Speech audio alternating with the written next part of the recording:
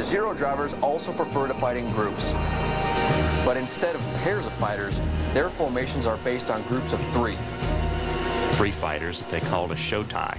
They'd arrange these 3 fighters in a loose V formation or a staggered trail formation, and they quite often, each individual fighter might weave around so that they could check their rear more easily.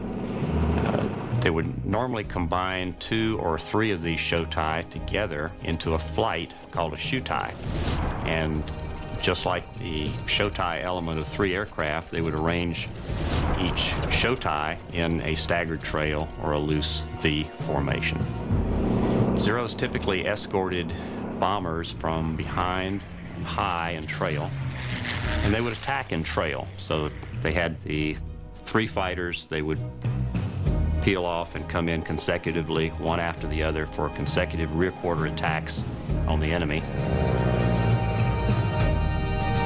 Then they would zoom back up above the enemy, come around, and try another attack.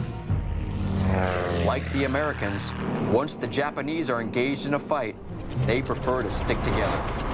Normally they would pick 1 fighter, 1 target, and they would make individual attacks, but the 3 aircraft would try to stay together for mutual support.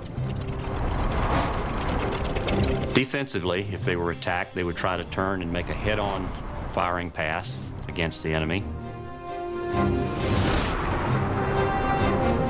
If the enemy was behind them, they would quite often make a very steep climbing turn that the attacker couldn't follow. And then they might also make a loop back over the top of the fighter and attack him from high and behind. Another favorite tactic was a steep zoom climb. They would climb up and the attacker wouldn't be able to follow them. The attacker would stall, fall off, and then the Zero would fall down on top of him and shoot him from the rear in the dive.